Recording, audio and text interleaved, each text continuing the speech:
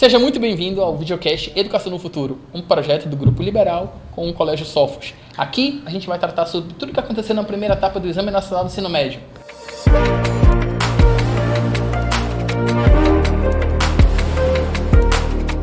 Chegou ao fim, nesse último domingo, o primeiro dia de provas do Enem e foram finalizadas com muita expectativa pelos alunos. E aí a gente trouxe um time de especialistas para debater com a gente os principais temas, as questões, a redação.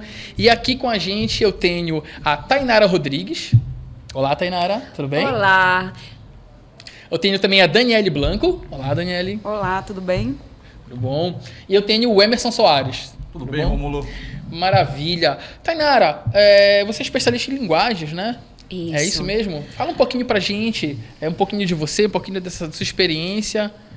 Olá, é uma grande satisfação poder falar um pouquinho da primeira prova do Enem. Eu, que já trabalho há 13 anos no mercado de educação e com os diversos componentes curriculares de linguagens como um todo, falar um pouco de literatura, educação física, artes, língua portuguesa, tecnologia da informação e comunicação. Também sou especialista em itens de vestibulares diversos, então, para mim, é uma enorme felicidade poder falar, né, sobre esse primeiro dia. Maravilha. E você, Emerson? Fala um pouquinho pra gente aí da tua experiência. Bem, assim como a Tainara, temos um tempo muito próximo de licenciatura, Tainara. Estou há 12 anos também na educação. Sou licenciado pelo UFPA, né, e bacharel também em História, mestrado em Ensino de História. Ainda estou me engrenando para o direito, ainda sou estudante também acadêmico em direito. À noite, estou arrumando tempo para isso. E é muito bom que essas várias áreas, né, do conhecimento permitem com que nós tenhamos uma visão um pouco mais ampla acerca do que é cobrado, da maneira como é abordado, inclusive contribuindo, como o próprio videocast está propondo, né, para que a gente dialogue acerca do repertório sociocultural que o aluno e a aluna poderia ter utilizado, né, e, se Deus quiser, utilizou nessa prova que tem saído. Vamos ver. E a professora Daniele? Olá, tudo bem? Eu sou a professora Daniele e, assim como meus colegas de profissão, também estou aí mais ou menos uns 12 anos, né, trabalhando diretamente com os vestibulares, em especial com a redação do Enem. Eu sou graduada pela UFPA em Letras e tenho mestrado também em Comunicação e trabalho na área com o Enem há 12 anos, como eu já falei, e com a redação, atuando diretamente com a redação, pelo menos aí uns 10 anos. Também faço parte da banca de correção do Enem há uns 6 anos. E vamos conversar um pouquinho, né, sobre essa redação que foi temida, mas com um tema muito bom. Com certeza. Eu não falei que trouxe um time de peso? Professores experientes, maravilhosos. E para a gente começar, assim, falando, inclusive é um assunto que eu queria tocar, era a tão temida redação. Mas ela é temida mesmo? Os alunos devem temer ou é mais um estigma, assim? Porque esse tema, na verdade, o tema, deixa eu ver aqui, foi Desafios para a Valorização de Comunidades e Povos Tradicionais no Brasil. Era até uma dúvida que eu tinha. Para um aluno acertar ali a redação, ele precisa exatamente ler algum material específico? Ele precisa estar informado do que está acontecendo na atualidade? Tem alguma dica, professora? Tem várias dicas.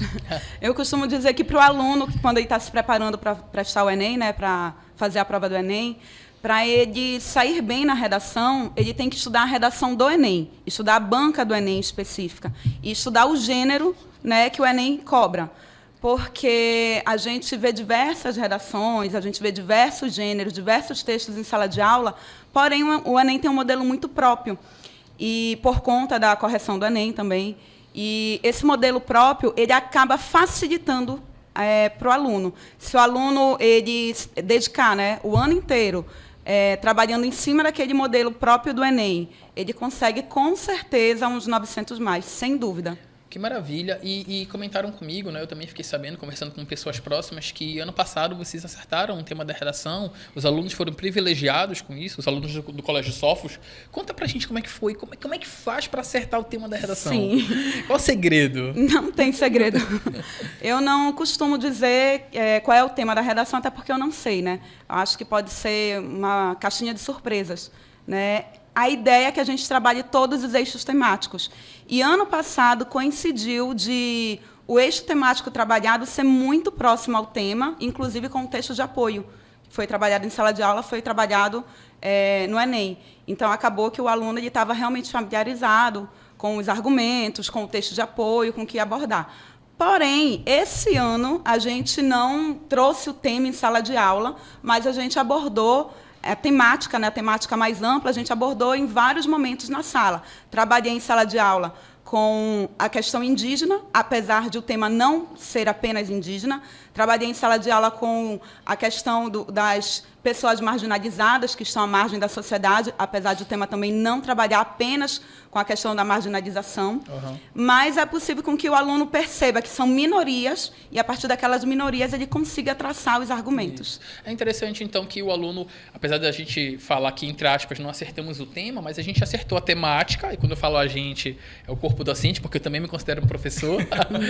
Uma vez professor, sempre professor. Mas, assim, vocês acabaram acertando a temática e dando subsídio para os alunos discursarem ou descreverem, né, na redação aquele tema, né? Então acho que ele consegue ali tirar dos conhecimentos de sala de aula e fazer uma boa redação. Poxa, muito bom. Com certeza. O aluno do Sofos com certeza está muito bem preparado. Que maravilha. E, professor Emerson, assim, a gente sabe que as ciências humanas, elas auxiliam bastante os alunos, né, em todo o aspecto ali no ensino médio, fundamental e médio, até o próprio Enem. Quais repertórios, assim, nessa área, a gente pode utilizar para auxiliar o aluno ou como eu comentei sobre a redação, para dar subsídio para esses alunos, para que eles façam uma boa prova, não só a redação, mas, enfim, todas as questões a que a temática diz respeito. Perfeito, Rômulo. Eu costumo dizer para meus alunos que a redação ela veio, da maneira como está proposto o exame nacional, a puxar juntamente com ela toda essa carga que ela tem, esse peso, né? Tanto no aspecto positivo quanto também no nervosismo, ela puxou também as ciências humanas para dentro dela. Porque os alunos, muitas vezes, Rômulo, eles acabam ficando muito mais preocupados com o componente curricular, né, voltado para a redação do que com ele em si. E alguns colegas podem ficar chateados, outros não, mas eu já tento me aproveitar um pouco disso. Dentro da minha aula, já ir também direcionando. Eu sou professor de história, desse componente especial, mas já também contribuindo com os colegas de linguagens e de outras disciplinas para que você possa ter uma visão mais ampla daquilo. E que tenha, como você falou muito bem no início, os subsídios para que ele possam ali cada vez mais, né, ter formas de produzir textos cada vez mais interessantes, produtivos e necessários, não só para que ele tenha uma ótima nota, mas também para que ele possa utilizar aquilo como referencial na sua própria forma de lidar dentro da coletividade. Isso é fundamental. E essa talvez seja uma das grandes contribuições das ciências humanas como um todo. Também posso dizer, Rômulo, que essa importância que a redação tem ao se atrelar, com as ciências humanas, faz com que a gente crie também mecanismos de valoração, de proteção. Há duas disciplinas que, ao longo do próprio tempo, ficam muito ali dentro de uma espécie, ou em cima de uma espécie de corda bamba, que é a filosofia e a sociologia. Né? Projetos ao longo da história já mostrou que elas poderiam ser retiradas do currículo, foram até mesmo, recentemente, tinha novamente essa ideia, dentro da própria proposta do novo ensino médio, de você tirar, de uma certa maneira, essa importância até mesmo da grade, né, do ensino médio, alguma dessas disciplinas.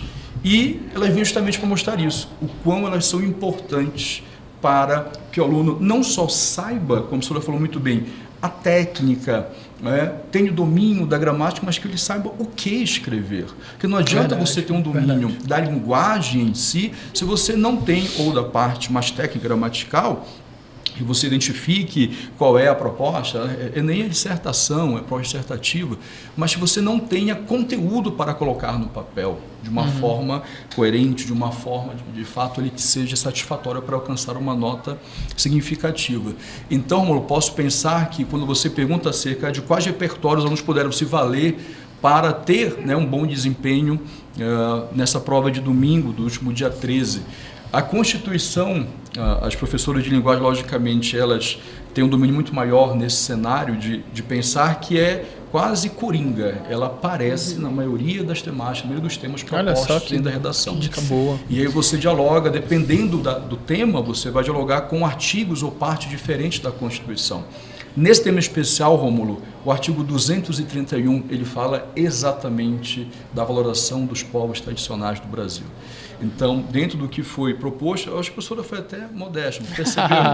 Nós não aceitamos trabalhamos trabalhamos ela disse isso, exatamente. Ela partiu, né? Ela dividiu para conquistar, né? Você foi estrategista, Verdade. mas eu tenho agora certeza, pelo que ela falou, que os alunos sofisticados, como nós costumamos chamá-los, eles se saíram muito bem. Agora, o que é muito bacana é que linguagens e humanas, eles conversam muito entre si. E traz essa interdisciplinaridade que traz justamente esse repertório para a redação.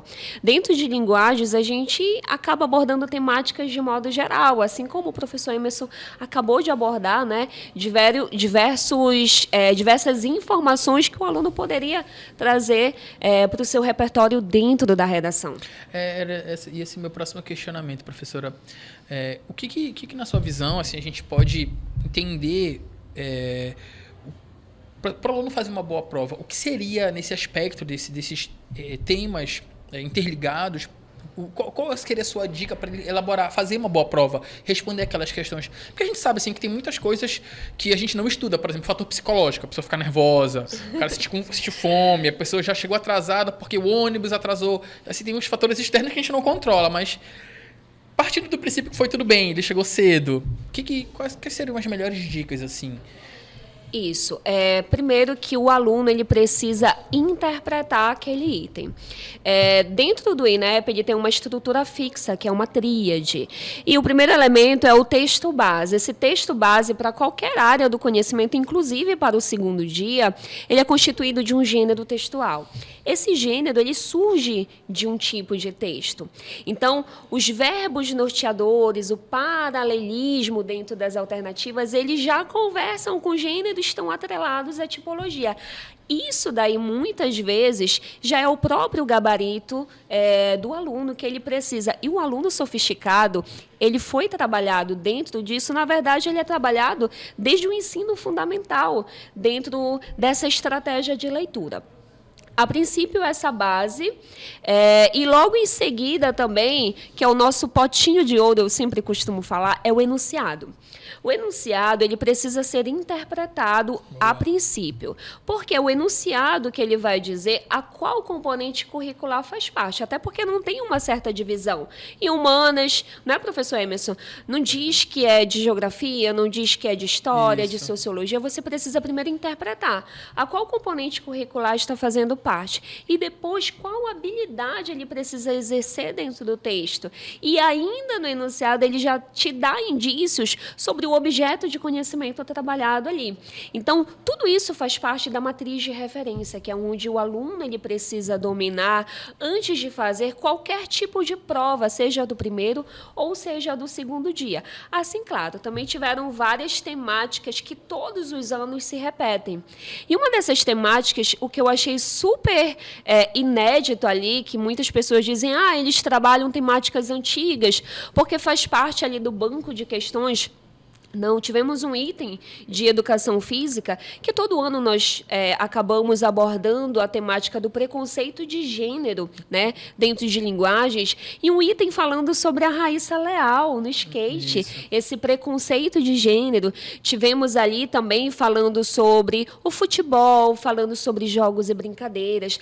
A prova toda do Enem ela é inclusiva. Então, são temáticas que elas não mudam. Todos os anos nós temos temáticas dentro da educação física, dentro de artes, dentro da literatura, então, da tecnologia da informação e comunicação. Tivemos itens falando sobre o impacto, né, sobre essa questão da vida perfeita que a gente tem nas redes sociais, benefícios e malefícios dessa rede.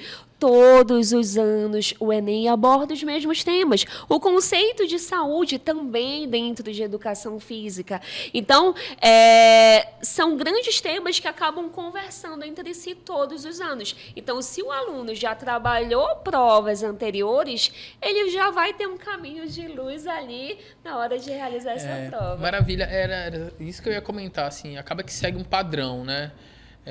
Dessas provas, assim, você tem a mesma base de questões, claro, nunca questões repetidas, mas questões do mesmo tema que o aluno tem que identificar que área de conhecimento ela e ele tem que interpretar a questão, não é só a questão por si só, né? Perfeito. Eu costumo dizer, Romulo, que o aluno precisa conversar com o item.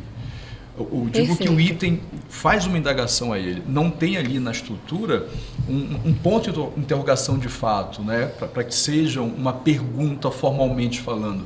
Mas tudo é um problema que você não precisa resolver. Do item à redação, tudo é um problema.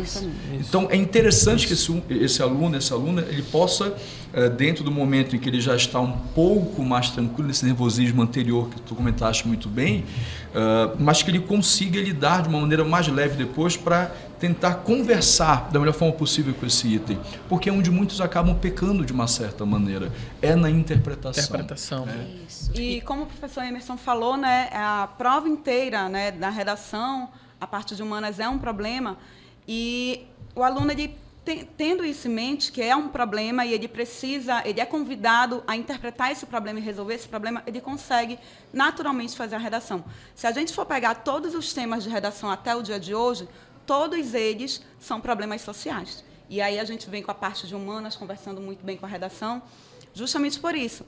Qual é o problema apresentado naquele tema? Então, a primeira coisa que o aluno é convidado é a pegar o tema e transformá-lo num problema. Aí não tem mais para onde fugir, que ele com certeza vai sair muito bem. Que maravilha. Se ele pensar a partir de um problema social, ele com certeza acho que aí a senhora me corrige se eu estiver errado. Talvez o maior desafio da redação é fazer o aluno pensar realmente. Não é só ele colocar ali uma frase de um jornal, uma revista, de um site que ele leu, ou do digital influencer que ele segue, né? Não é uma...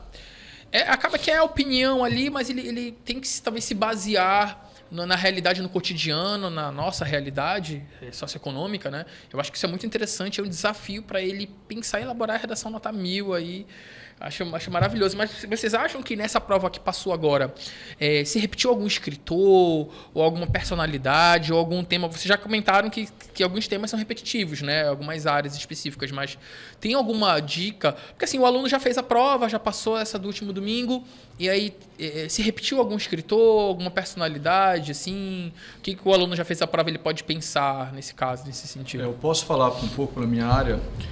Nesse exame nacional desse ano, Rômulo, com um pouco menos de felicidade com o que a professora Tainara comentou agora há pouco, a parte de linguagem. Estávamos até comentando agora há pouco sobre isso. De maneira geral, a área de ciências humanas, nessa prova, eu tenho uma certa satisfação em dizer que foi uma prova humana. Se fosse para eu buscar definir como a palavra os itens de ciências humanas na prova, posso dizer não. A prova de ciências humanas do Exame Nacional 2022 foi humana, porque ela trouxe, assim, abordagens maravilhosas, discussões ético-raciais, discussões de gênero, discussões ali de feminismo. Foi uma prova muito rica nesse sentido.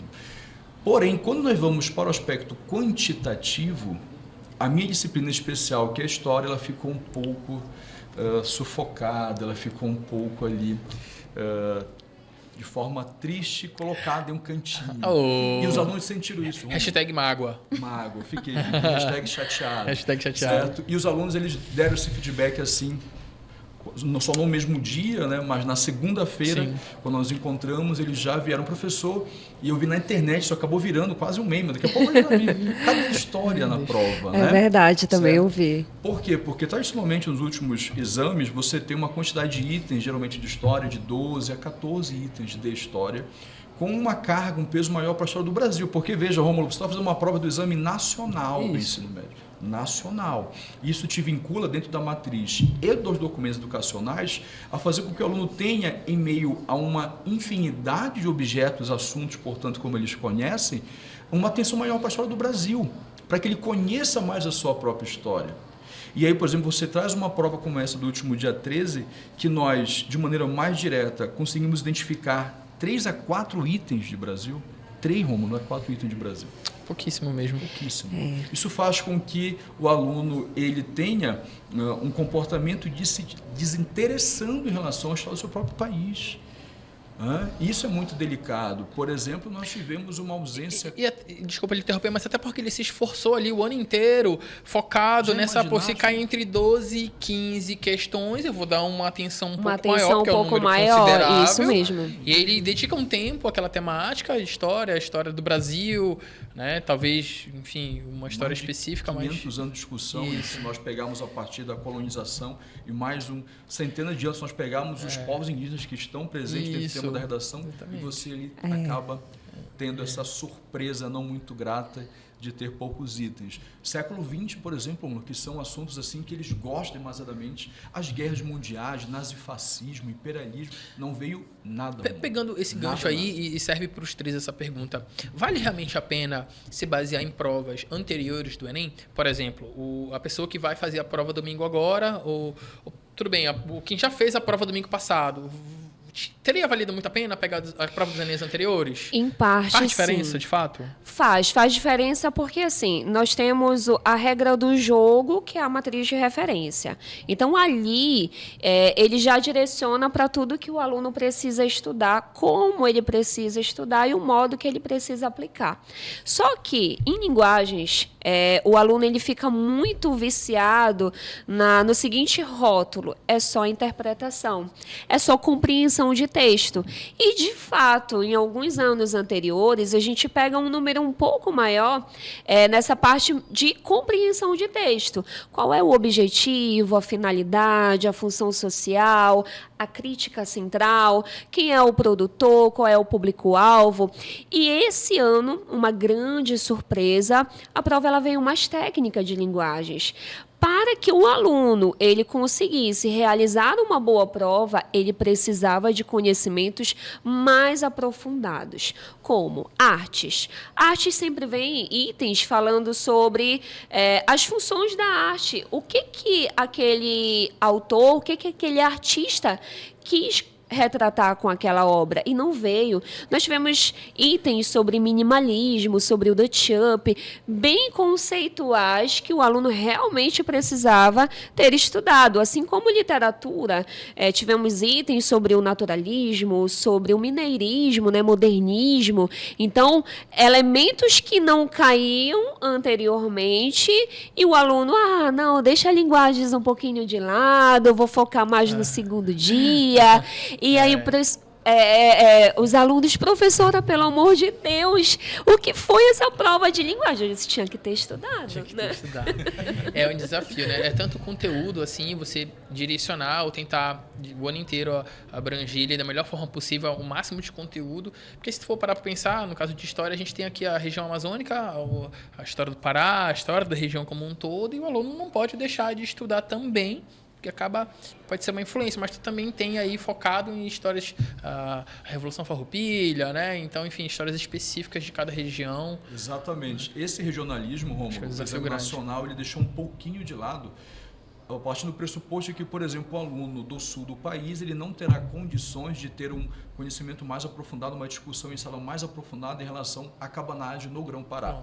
Não que ele não estude. Sim. Ele estude dentro de um campo ali de limitação para que ele entenda o que foi o movimento e suas principais ideias. Da mesma forma, nós, com relação à história mais específica. Então, isso já é uma estratégia. Poxa, eu não vou, talvez, me aprofundar tão tecnicamente nesse assunto e pegar um assunto mais geral. É o direcionamento que nós damos na sala de aula. Né?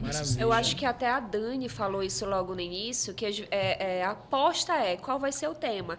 O aluno ele tem que estar preparado para tudo. Se vier no nível mais fácil, no nível com uma dificuldade um pouco maior, mais conteudista, mais técnica. Então, o aluno realmente ele precisa estar preparado em tudo para tudo. E vocês duvidaram que seria um time de peso. Olha a qualidade, gente, pelo amor de Deus, né? Não tem nem o que discutir.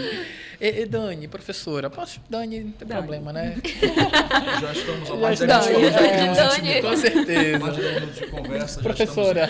Professora, e assim, eu não sou tão velho assim, mas na minha época a gente fazia o PSS1, PSS2, vocês lembram disso? Não existiu o Enem. Acho que não é do meu tempo. Não é do meu tempo. Não é do meu tempo. Não existiu o Enem como existe hoje. Tá? A gente eram várias fases aí. Talvez a juventude de hoje não saiba o que é isso, mas enfim, outro público já vai lembrar. Mas assim, pelo menos na minha época, a gente escrevia muito esses temas estudados e praticava bastante com relação à redação, e aí o professor corrigia e a gente ia melhorando. É basicamente ainda essa estratégia de escrever muito, ler muito, praticar ali no campo da redação? Então, a gente tem uma vantagem. Agora, né, com o Enem, a gente tem uma vantagem, porque na época do PSS, os gêneros eles poderiam ser pelo menos 2 ou 3, né, que a gente trabalhava. E agora não, agora a gente trabalha um gênero específico e um modelo específico. Então, acaba que a gente tem uma vantagem né, durante o ano inteiro trabalhando o mesmo gênero, trabalhando o mesmo modelo, trabalhando a mesma estrutura. Mas, como o professor Emerson falou, não é necessário que o aluno saiba apenas a estrutura. É necessário que ele consiga, né, colocar dentro da estrutura o argumento dele. Sempre lembrando que argumentar não é simplesmente expor dados. Eu tenho que explicar esses dados, eu tenho que relacionar esses dados. Não pode inventar, hein? Não posso inventar. Não pode inventar. Eu tenho que trazer as consequências. Qual é a consequência disso para essa realidade? O que é que isso vai acontecer? Né? Como é que isso pode ser resolvido?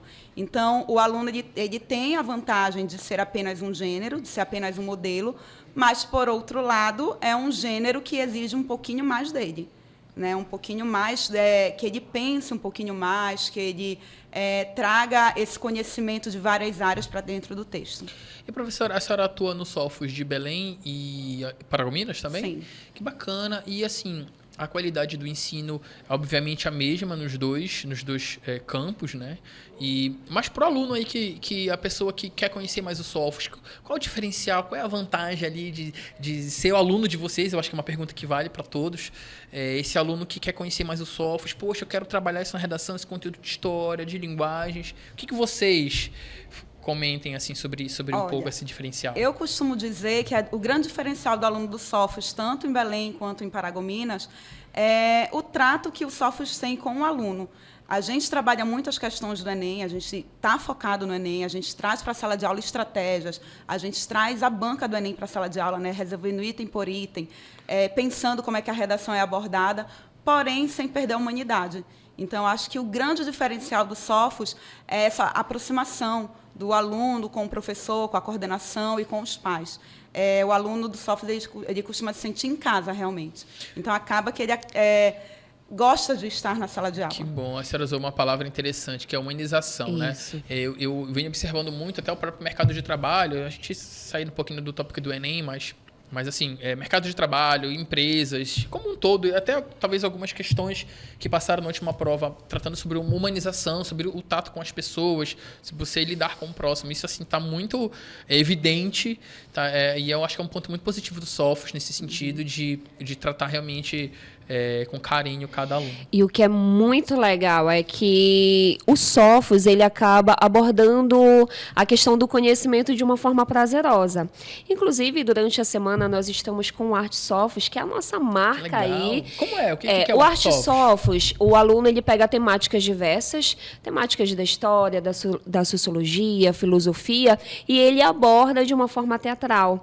Então, ele se apropria daquela temática, ele estuda, ele vai lá, ele desenvolve e ele acaba externando de uma forma artística e envolve em vários elementos aí. Então, o aluno, ele acaba aprendendo de uma forma super prazerosa, não somente esse projeto. Tem a Feira de Ciências, que os alunos, eles elaboram grandes projetos inovadores para o nosso dia a dia, não é? Então, isso é o diferencial, isso é muito bacana. Eu, como professora, eu sou apaixonada pelo Colégio Sofos. Que bacana. Entre os vários projetos que a instituição tem, o Arte Sofos é, de fato, o meu querido, assim, meu projeto querido. Eu me emociono, Que legal. Vocês forem escutar e ver o videocast, já vai ter passado, provavelmente, tudo.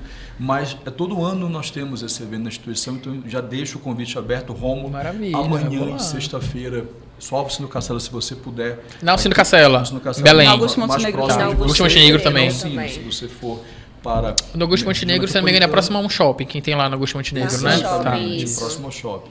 Então, você pode presenciar, assim, apresentações maravilhosas. Inclusive, hoje foi a Premiere, que é uma apresentação para pais, professores, né, o Avante Premiere, e eu estava lá de manhã, então já pude acompanhar um pouquinho do que vai acontecer nesses 2 próximos dias e cheguei a falar algo assim para a coordenação e para a direção, que foi um estalo que me veio em relação ao Enem, inclusive, nossa conversa é essa também, que foi já pensar no cronograma, por exemplo, para o ano que vem, em relação ao Arte Sofos, de fazer um pouco antes da prova do Exame Nacional, por causa do repertório. Rômulo, eu acompanhei 2 apresentações, uma das apresentações foi fantástica.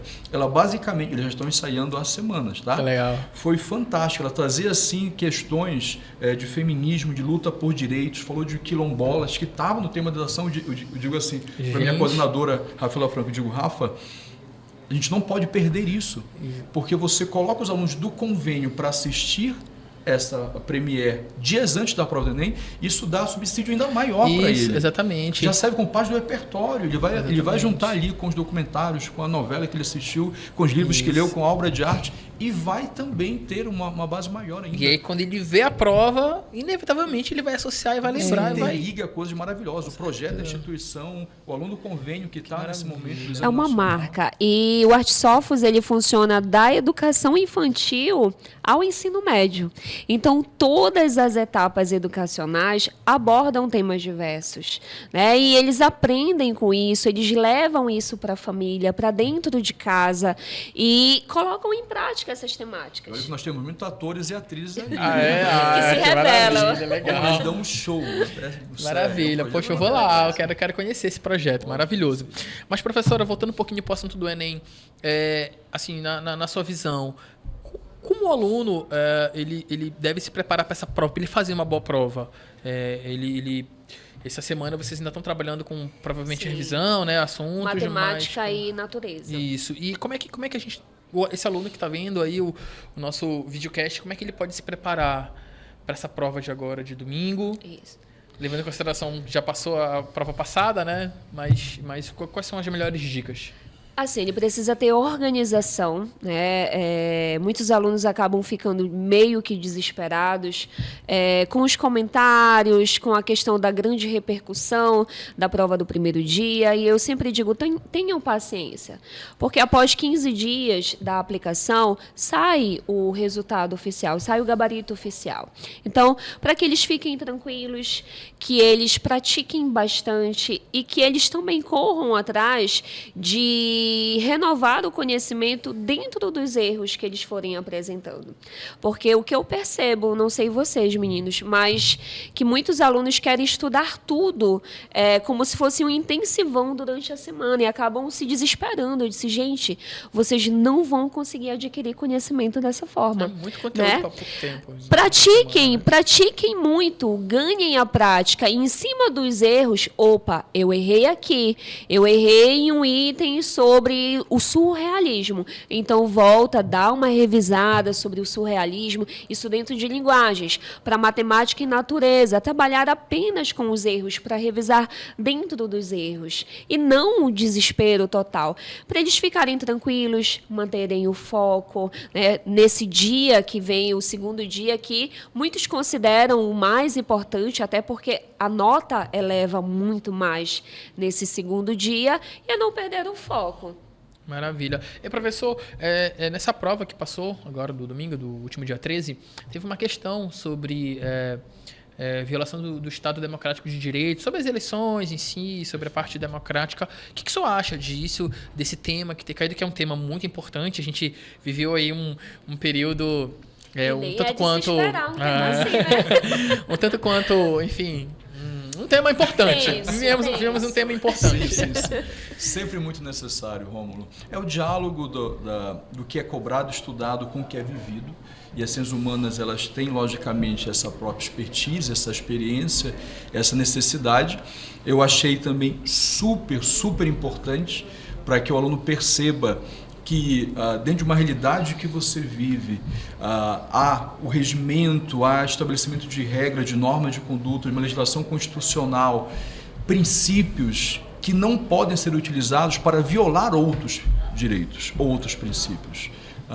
A supressão de direitos, que é o centro desse debate que o próprio item trouxe, é fundamental para que isso sirva de estímulo e conscientização, para que os alunos possam levar isso não só para a prova ou futuras provas, que se ele for fazer também de provas particulares, por exemplo, aqui na região, mas para a vida.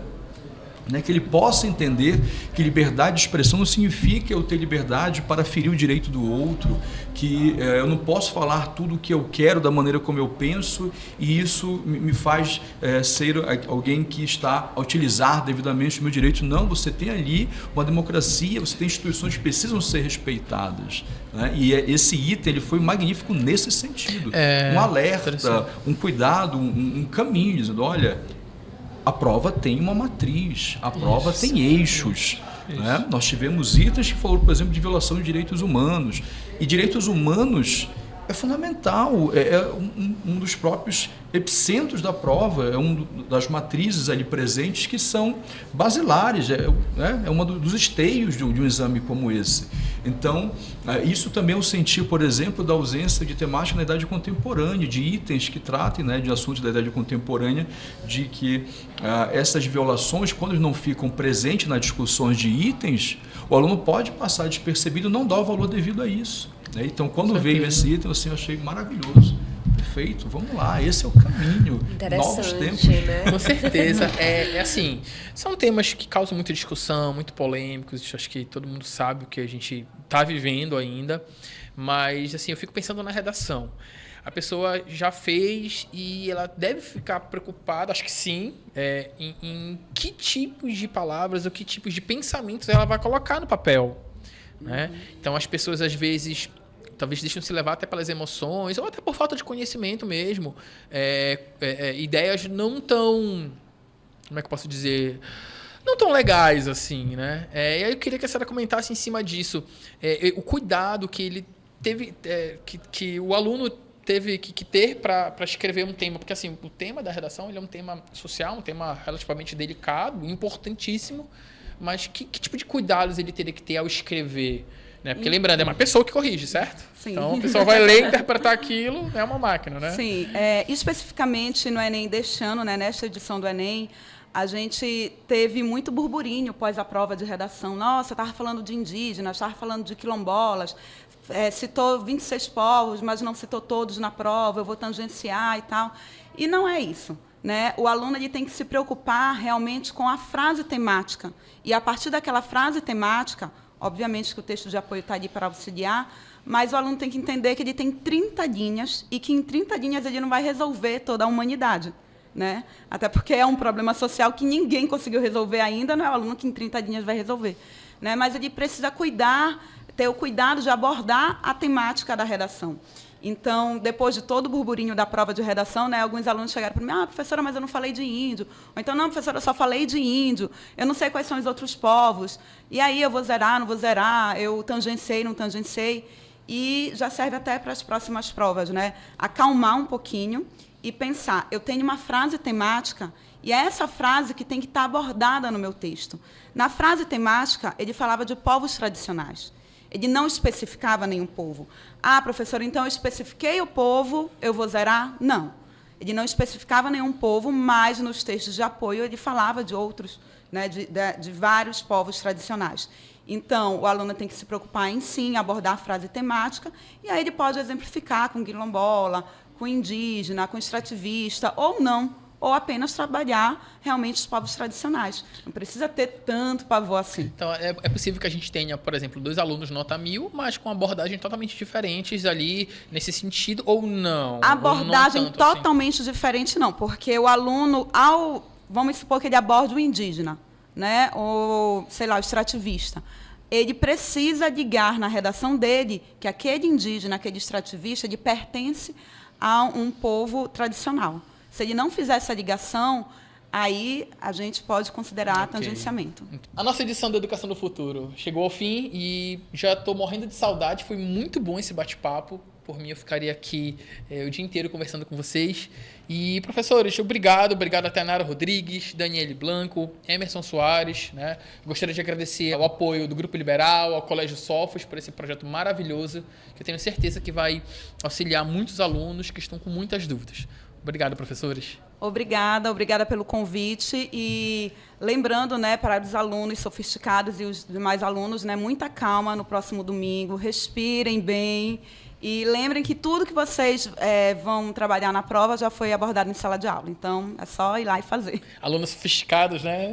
Entendi a uma referência. carinhosa, Sofos, né? Bacana. Com certeza. Também agradeço demais o convite, a possibilidade de estar aqui ao lado dessas sumidades da área de linguagens, com você, Rômulo. Foi um bate-papo agradabilíssimo, de fato. E dizer aos nossos queridos alunos e alunas que, dependendo do estágio emocional que eles estejam nesses dias pós-primeiro dia de prova, que eles não se atentem à contagem de pontos que vão para o gabarito extraoficial que sai nos sites, porque isso pode atrapalhar justamente a produção para o segundo dia, né? Nós sabemos que tem alunos que, de fato, a carga emocional é muito grande que ele carrega, então isso pode tirar ele um pouquinho do plumo, né? Então que ele deixe essa contagem para depois do segundo dia, para que ele vá para essa prova agora do dia 20 com o mesmo gás que ele estava antes do dia 13, para que ele tenha um ótimo resultado. E uma das últimas frases que eu disse nas aulas de revisão, Romulo, para eles todos, é que, apesar de tudo, jamais esses 2 domingos serão um fim na vida deles. Com certeza. Jamais. Isso não é um fim de nada na vida deles. No melhor das possibilidades, será um meio, mas um fim jamais, que eles são mais importantes que qualquer pedaço de papel que ele venha a realizar. Com certeza. O meu muito obrigado também aos meus colegas, que é uma grande satisfação trabalhar com uma equipe tão competente.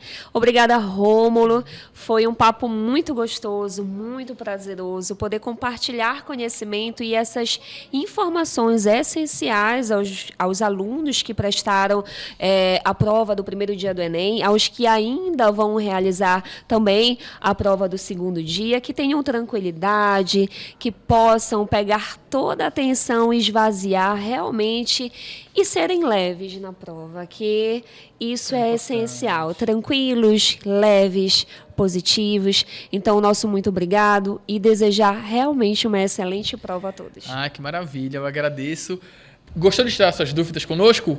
Bom, então fica ligado que semana que vem tem um novo videocast tratando sobre a prova do Enem, desse domingo agora. Então não perca, viu? Uma boa prova a todos e até lá!